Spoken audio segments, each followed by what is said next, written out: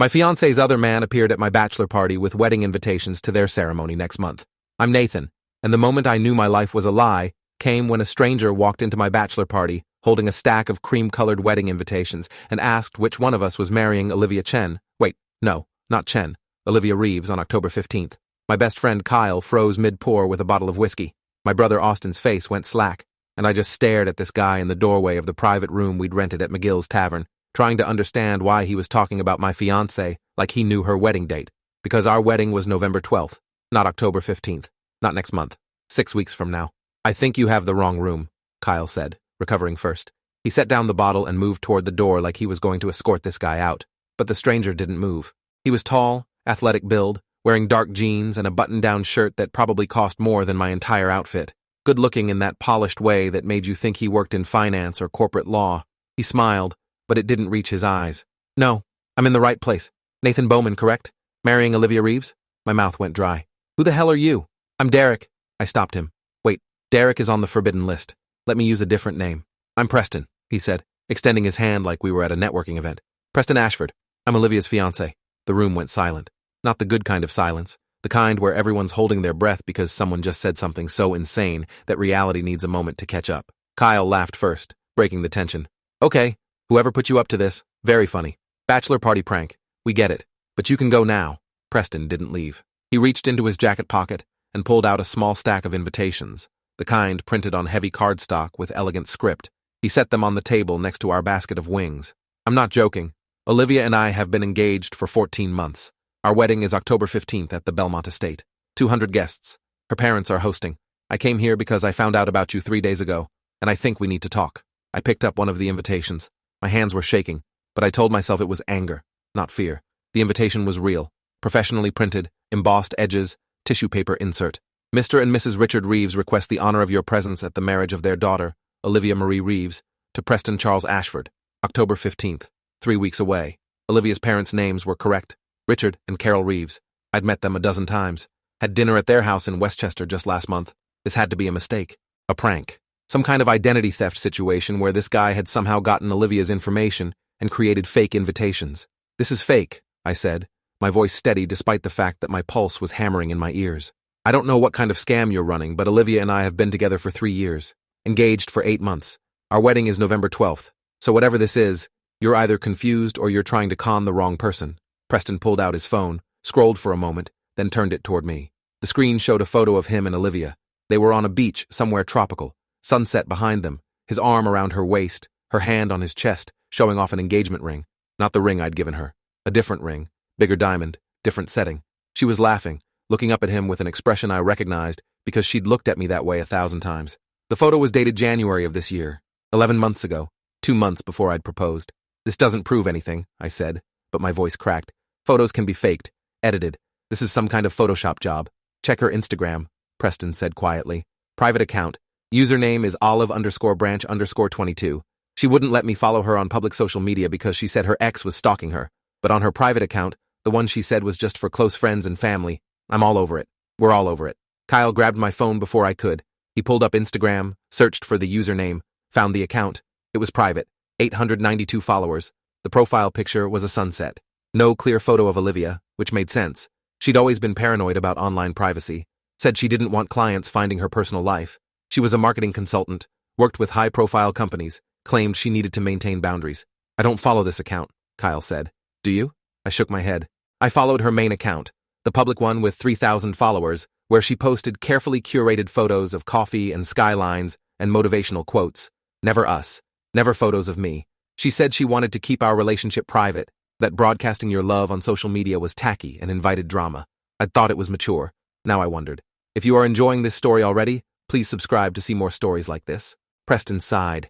Look, I know this is a lot. I know you probably think I'm insane. But I found out about you because Olivia's cousin mentioned something at a family dinner last week about Olivia's wedding in November, and I thought she was confused about the date. When I asked Olivia about it, she said her cousin was talking about a friend's wedding. But then I started paying attention to little things that hadn't made sense, like how she's always busy on Mondays and Thursdays, how she never wants me to pick her up from work, how she goes to visit her sick aunt in Brooklyn every other weekend. I hired a private investigator, found out she has an apartment in Brooklyn that I didn't know about, found out she's been living 2 separate lives, found out about you, my brother Austin, who'd been silent this entire time, spoke up. If what you're saying is true, if Olivia is somehow engaged to both of you, why are you here? Why crash his bachelor party instead of, I don't know, confronting her? I tried, Preston said. She denied everything. Said the investigator was wrong, that I was being paranoid, that she'd never cheat on me. She cried, begged me to trust her, and I wanted to. But then I found the wedding registry, Bed Bath and Beyond, under Olivia Reeves and Nathan Bowman. So I knew it was real. I knew she'd been lying to me for at least 8 months, probably longer, and I figured you deserved to know the truth before you married someone who's already marrying someone else. I couldn't breathe. The room felt too small, too hot.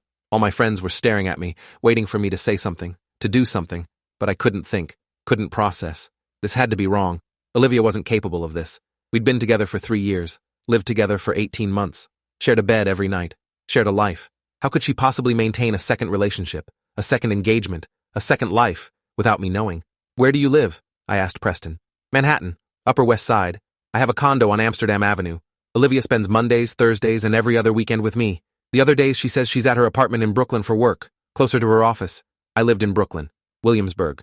Olivia lived with me. She worked from home most days, went to client meetings the other days. She was home with me Sunday through Wednesday, gone Thursday and Friday for client meetings and work events, home Saturday, gone Sunday for family dinners. The schedule fit. If she was with me Sunday through Wednesday, and with him Monday and Thursday nights plus every other weekend, it worked. She'd have to be constantly moving, constantly lying about where she was going, constantly managing 2 separate calendars. But it was possible. Theoretically possible. I don't believe you, I said, but I was already pulling out my phone, already texting Olivia. Where are you right now? She responded immediately. At Lindsay's for girls' night, having so much fun. How's the bachelor party? Don't do anything I wouldn't do. With a winky face emoji. Preston's phone buzzed. He looked at it, then showed me the screen. A text from Olivia. Missing you, baby. Stuck at this work dinner but thinking about you. Can't wait to see you tomorrow night. Sent 2 minutes ago. My stomach dropped. I called Olivia. She answered on the second ring, music and female voices in the background. Hey, what's up? Everything okay? Where are you? I told you girls' night at Lindsay's. Why? Is something wrong? You sound weird. Can you come home? I need to talk to you. Nathan, I'm in the middle of... Now, Olivia. I need you to come home right now. She was quiet for a moment. The background noise faded like she'd walked into another room. You're scaring me. What's going on? Just come home, please. I can't just leave. Lindsay drove and we've been drinking. I'd have to get an Uber and then get an Uber. I'll pay for it. I need you to come home. Another pause. Did something happen at the bachelor party? Did one of your friends say something? Because if Kyle started in on his whole marriage is a trap speech again, I swear, this isn't about Kyle. This is about you and me and some things I just found out. So either you come home and we talk face to face, or I'm coming to wherever you actually are. I'm at Lindsay's. I already told you. Then you won't mind if I call Lindsay and confirm. Silence. Long enough that I thought she'd hung up. Then, what do you want me to say, Nathan? Her voice had changed. Colder. Flatter. The voice she used when a client was being difficult. I want you to tell me the truth. About what? About Preston Ashford. The silence this time was different. Heavy. Suffocating. I could hear her breathing, fast and shallow, like she'd been running. I don't know anyone named Preston. He's standing in front of me right now, at my bachelor party, with invitations to your wedding, October 15th, 3 weeks from now. So try again. She made a sound, something between a gasp and a sob. Then the line went dead. I called back. It went straight to voicemail. Called again. Voicemail. 10 times. Voicemail. She'd turned off her phone. I looked at Preston. He was watching me with something that might have been sympathy. She turned off her phone, I said. My voice sounded far away, like it belonged to someone else. She does that when she's panicking, Preston said. Did it to me 3 days ago when I asked about the Brooklyn apartment. Turned off her phone, disappeared for 6 hours. Came back with some story about her phone dying and her being stuck in a client meeting. I pretended to believe her because I was still gathering evidence. Austin put his hand on my shoulder. We need to leave. We need to go to your apartment and see if she comes back. And if she doesn't, we need to figure out our next move. Our next move. Like this was a chess game. Like my entire life hadn't just been revealed as an elaborate lie. Kyle was already gathering everyone, explaining in hushed tones that the party was over, apologizing to the few guys who'd come from out of town, promising explanations later. We left McGill's in a convoy, Kyle's car, Austin's car, my car with Austin driving because I couldn't stop shaking. Preston followed in his own car, a black Mercedes that probably cost more than I made in a year. We drove to my apartment in silence. Austin kept glancing at me, opening his mouth like he wanted to say something comforting, then closing it because what the hell do you say? The apartment was dark when we got there. Olivia's car wasn't in the parking garage. Inside, everything looked normal. Her coffee mug from this morning in the sink, her laptop on the dining room table, her slippers by the bed, signs of a life we'd shared. evidence of a lie she'd maintained. Preston walked through the apartment like a ghost, touching things carefully. "This is the vase she said her grandmother gave her," he said, pointing to a ceramic piece on the bookshelf. "She has one just like it at our place. Said it was a set, that her grandmother left one to her and one to her sister." I stared at the vase. Olivia had told me she bought it at a flea market. "She doesn't have a sister," I said. "She's an only child." Preston looked at me. "She told me she has a younger sister named Rachel, marketing executive, lives in California. We've never met because Rachel is always traveling for work." Kyle swore under his breath. Austin started opening drawers, closets, looking for I don't know what. Evidence, maybe. Proof that this was real and not some fever dream. "We should call the police," someone suggested. I don't remember who. "And tell them what?" I asked. "That my fiancée is also engaged to someone else? That's not illegal. It's just betrayal. The police don't arrest people for being liars." "Actually," Preston said, "depending on how you look at it, this could be fraud. If she's been accepting money or gifts from both of us under false pretenses, if she's been maintaining 2 households with financial support from both parties, there might be legal grounds for prosecution. I'm not a lawyer, but my brother is. I can call him." He made the call. We waited. I sat on the couch where Olivia and I had watched movies last night, where she'd curled up against me and talked about honeymoon destinations, where she'd kissed me and told me she couldn't wait to be my wife, all while planning a different wedding to a different man. Preston's brother called back within 10 minutes. Preston put him on speaker. "Okay, I talked to a colleague who specializes in fraud cases," the voice said. "Professional, clipped, lawyer speak. What you're describing isn't traditional fraud, but it could potentially fall under deceptive practices depending on the financial dimensions. If she's received engagement rings, wedding planning funds, or other significant gifts from both parties while concealing the dual relationships, you might have a civil case. Criminal prosecution would be harder but not impossible. I'd need to see documentation, financial records, communications, proof of the overlapping timelines." "I have proof," Preston said. "I have the PI report, photos, expense records showing I've paid for her rent at the Manhattan condo, her car insurance, her credit cards. I have texts, emails, recordings of conversations." "Recordings?" the lawyer asked. "New York is a one-party consent state. I recorded our conversations after I started suspecting something was wrong. I have her admitting to things, lying about things, contradicting herself. Send me everything. I'll review it and get back to you by Monday morning with options." "And what do we do in the meantime?" I asked, speaking up for the first time. "Document everything on your end too," the lawyer said. "Financial records, gifts, communications.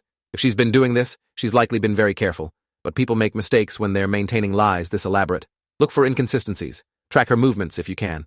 And don't confront her directly until we have a full picture. If she knows you're building a case, she'll start covering her tracks." We hung up. I looked at Preston. "You recorded your conversations with her?" "Only after I suspected she was lying," he said defensively. "I needed proof. I needed to know I wasn't going crazy." "And what did she say in these recordings?" He pulled out his phone, scrolled through files, played one. Olivia's voice filled my apartment, and I felt sick hearing it. "Preston, baby, I told you I'm not seeing anyone else. You're being paranoid. My work schedule is crazy right now, that's all. I promise you're the only man in my life." "What about the wedding registry?" Preston's recorded voice asked. "What wedding registry?" "The one under your name and Nathan Bowman's name, the one my investigator found." "I don't know what you're talking about. Maybe someone stole my identity? Maybe it's a different Olivia Reeves? That's a common name?" The recording continued, Olivia spinning elaborate explanations, creating alternative realities on the spot. She was good, convincing. If I hadn't been living the other half of her double life, I would have believed her. Preston turned it off. "I have hours of these. Her lying, me catching her in lies, her creating new lies to explain the old ones. It's exhausting just listening to them." "Why didn't you just leave?" Austin asked. "Why keep trying to prove it?" "Because I needed to be sure," Preston said. "Because part of me kept thinking maybe I was wrong. Maybe there was an explanation. Maybe I was the one being crazy. And because I wanted proof before I confronted her. I didn't want her to gaslight me into thinking I'd imagined everything." I understood that, was still understanding it, still trying to reconcile the woman I loved with the woman who could orchestrate something this elaborate. My phone buzzed. A text from Olivia. "I'm sorry." That's all it said. Just, "I'm sorry." I showed it to the others. "Don't respond," Preston said. "Not yet. Let her panic. Let her wonder what we know and what we're planning. People make mistakes when they panic." "She's not people," I said quietly. "She's the woman I was going to marry in 6 weeks. She's the woman who was going to marry both of us," Preston corrected. "One of us legally, one of us not, but both of us under false pretenses. So no, she's not the woman you thought she was. She's someone else entirely." He was right, but that didn't make it hurt less. Kyle ordered pizza that no one ate. Austin made coffee that went cold. We sat in my apartment waiting for something, though none of us knew what. For Olivia to come home? For the police to arrive? For reality to reset and reveal this was all some horrible nightmare? My phone buzzed again. Another text from Olivia. "Can we talk? Please? I can explain everything." I showed it to Preston. He shook his head. "She can't explain this." There's no explanation that makes this okay. But I texted back anyway. Come home. We'll talk. 3 dots appeared immediately, like she'd been waiting for me to respond. Then, I can't. I'm too ashamed. I've ruined everything. Where are you? Does it matter? Yes. Staying with a friend. I need time to think. Which friend? No response. I tried calling. Voicemail. Preston's phone buzzed. He looked at it, then at me. She texted me too. Same thing. Says she's at a friend's place, needs time to think. Can we talk later? She's playing both of us, Kyle said. Still, even now when she knows we've found out, she's still trying to manage both relationships. We should find her, Austin said. Track her phone or something. I can do that, Preston said. I pay for her phone plan. I have access to the Find My Phone feature. He pulled up the app, tracked her location. A dot appeared on the map in Midtown Manhattan. A hotel. The Grayson Park Hotel. She's at a hotel, Preston said. Checked in an hour ago under her own name. How do you know she checked in? Because I pay for her credit cards too, he said grimly. I get notifications for every transaction. Room charge just came through. $385 for one night. We drove to the hotel. All of us. 6 guys in 3 cars, descending on the Grayson Park like some kind of revenge squad. The front desk clerk took one look at us and tensed. Can I help you, gentlemen? We need to speak to one of your guests, I said. Olivia Reeves. She checked in about an hour ago. I can't give out guest information, sir. Preston stepped forward. I'm paying for the room. The charge is on my credit card. I'd like to speak to the person who's using my card without my permission.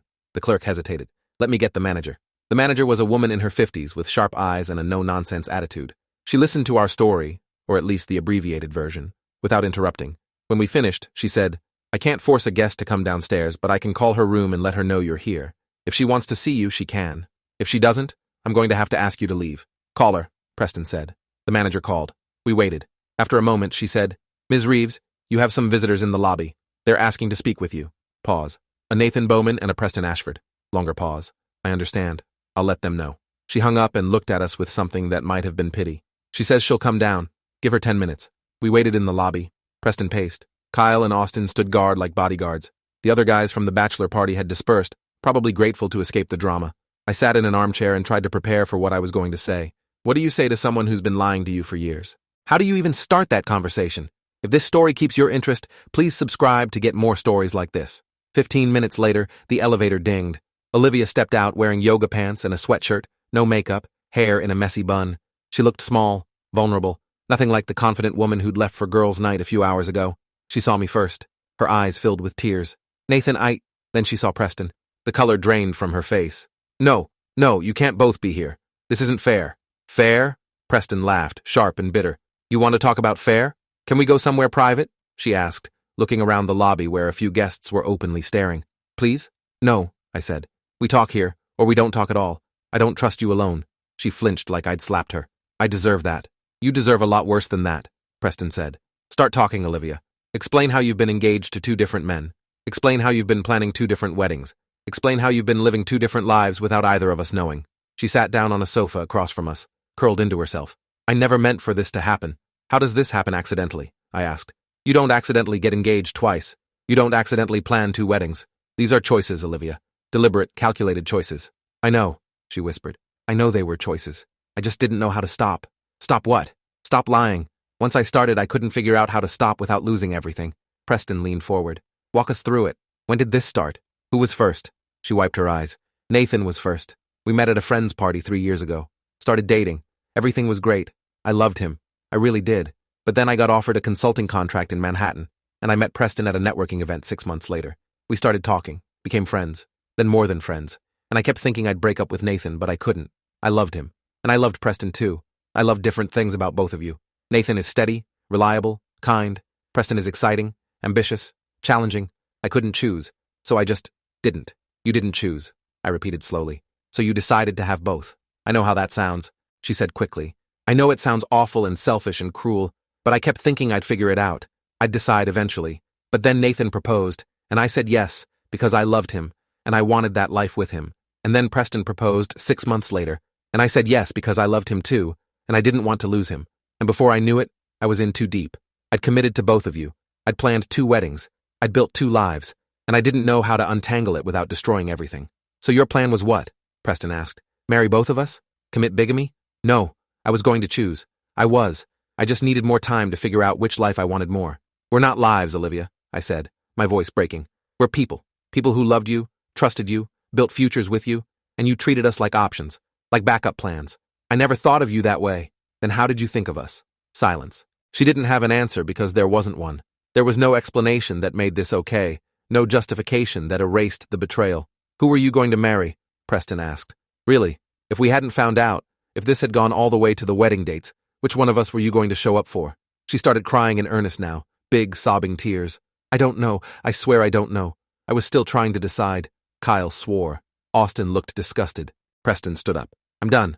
I came here for answers, and all I'm getting is more lies wrapped in self-pity. I'm going to my lawyer on Monday. I'm going to pursue every legal option available to make sure you face consequences for what you've done. And I'm going to make sure everyone knows what kind of person you really are. Your family, your friends, your clients, everyone. Preston, please. No, you don't get to please me. You don't get to ask for anything. You made your choices. Now live with them. He walked out. The lobby door swung shut behind him with a finality that echoed. I stood up too. I'm calling off the wedding, obviously. I'll contact the vendors, cancel everything. You can keep the ring or sell it or throw it in the ocean. I don't care, but I don't want to see you again. Ever. Nathan, wait. No, Olivia. There's nothing left to say. You destroyed this. You destroyed us. You destroyed any possibility of trust or reconciliation or even basic human decency between us. So we're done. Completely done. I walked out before she could respond. Austin and Kyle followed. In the car, none of us spoke. What was there to say? That night, I couldn't sleep. Lay in bed staring at the ceiling, trying to process everything. Trying to understand how someone could compartmentalize to that degree. Trying to figure out what I'd missed, what signs I'd ignored, what red flags I'd rationalized away. The next morning, I started making calls. The venue, the caterer, the photographer, the florist. Canceling a wedding 6 weeks out cost money. Deposits lost, cancellation fees paid. By the end of the day, I was out nearly $12,000 in non-refundable expenses. Monday morning, I called a lawyer. Not Preston's brother, but someone Kyle recommended. Her name was Diane Foster, and she'd handled his sister's contentious divorce. Mr. Bowman, she said when I explained the situation, this is unusual, but not impossible to pursue. If you can prove she obtained money, property, or other benefits from you through fraudulent misrepresentation, we can file a civil suit. I'll need documentation of everything you spent on her, everything she claimed to justify those expenses, proof that she was simultaneously engaged to another person. I spent the next week gathering evidence. Bank statements showing I'd paid half the rent for 18 months while Preston was paying for her Manhattan place. Credit card receipts for dinners, trips, her engagement ring. Text messages where she'd asked for money for various things. Car repairs, medical bills, helping her mom with mortgage payments. All lies, probably. All ways to extract money from both of us. Preston and I coordinated through our lawyers. Compared timelines, cross-referenced expenses, built a comprehensive picture of Olivia's deception. It was worse than either of us had realized. She'd been running this con for nearly 2 years. Had extracted approximately $90,000 from Preston and $60,000 from me through various schemes. False emergencies, fabricated expenses, invented crises that required financial help. Diane filed a civil suit on Friday, 1 week after the bachelor party. Fraud, misrepresentation, unjust enrichment. We were suing for damages, restitution, and emotional distress. Preston's lawyer filed a similar suit the same day. Olivia's lawyer responded with a motion to dismiss, claiming the relationships were personal matters outside the purview of civil law. The judge disagreed, ordered both parties to mediation. The mediation happened 3 weeks later. Olivia showed up with her lawyer, looking thin and pale. We sat across a conference table in a neutral office, while a mediator tried to find common ground. My clients are willing to settle, Olivia's lawyer said. Ms. Reeves acknowledges her actions caused harm and is prepared to make restitution. How much? Diane asked. She's offering to return the engagement rings and pay back a portion of the documented expenses. Approximately $30,000 total, split between both plaintiffs. She extracted over $150,000, Preston's lawyer said. $30,000 is insulting. My client doesn't have more than that. She's lost her job, her reputation, her family support. She's living with a friend and working retail to survive. $30,000 is all she can offer. We rejected the settlement, pushed forward with the lawsuit. It took 6 months to go to trial.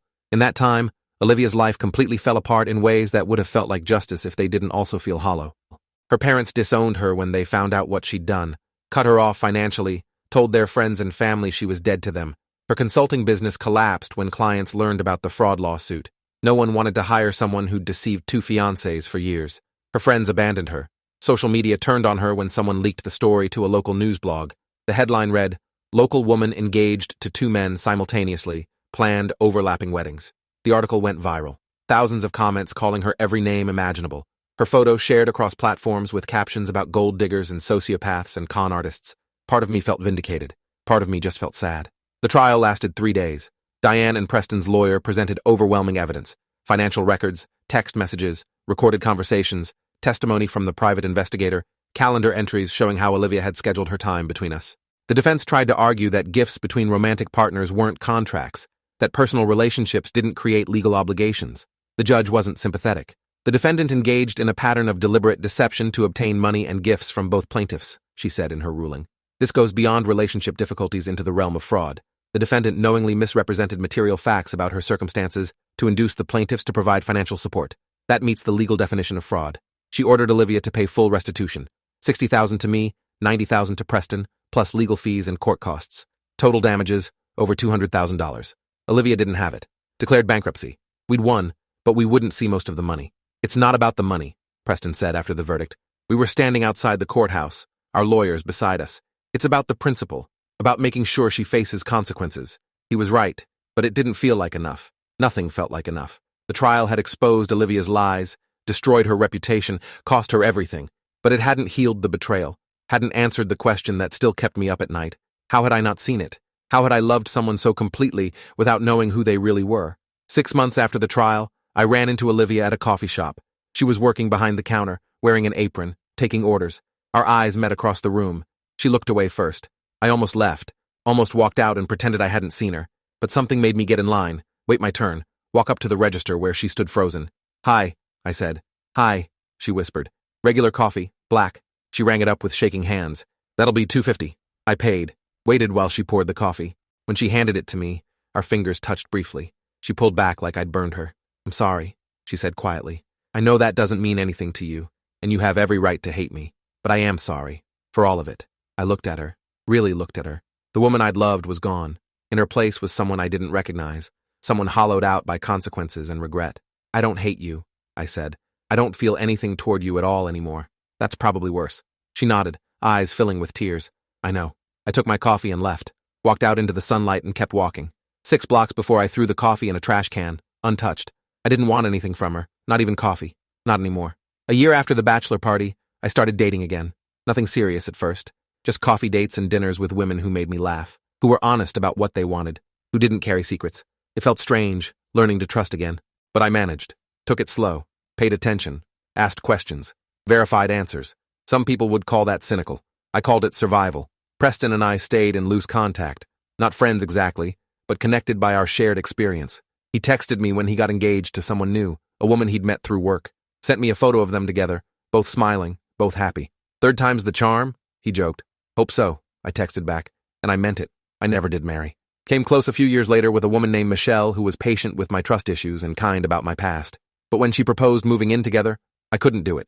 Couldn't take that leap again. She understood, or said she did. We parted ways amicably. I built a good life anyway. Focused on my career, bought a house, traveled, made new friends who didn't know my history, created a life that was mine, built on truth, free from deception. Olivia sent me a letter 5 years after the trial. Long, handwritten, full of apologies and explanations I didn't need. She'd gotten therapy, understood now that she'd been running from her own fear of commitment by maintaining 2 relationships, had hurt the people she'd claimed to love because she'd been too afraid to choose, too selfish to let go. She'd paid off part of the judgment through bankruptcy settlements and years of payment plans, was working as a paralegal now, rebuilding slowly. She hoped I'd found happiness, hoped I'd forgiven her, or at least found peace. I burned the letter without responding, not out of anger. I didn't have anger left, but because some doors, once closed, should stay that way.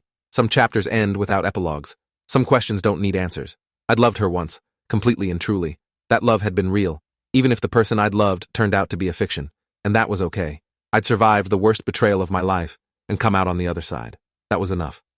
On what would have been our 10th anniversary, I drove to the ocean, stood on the beach watching the waves and thought about the man I'd been the night Preston walked into my bachelor party.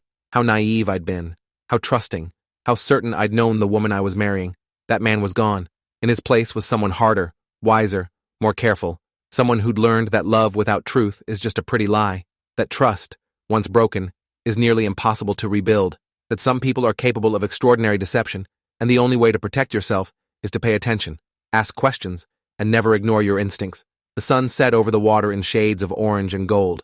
I raised the beer I'd brought, just one, a ritual of sorts, to the life I'd almost had, and to the life I'd built instead.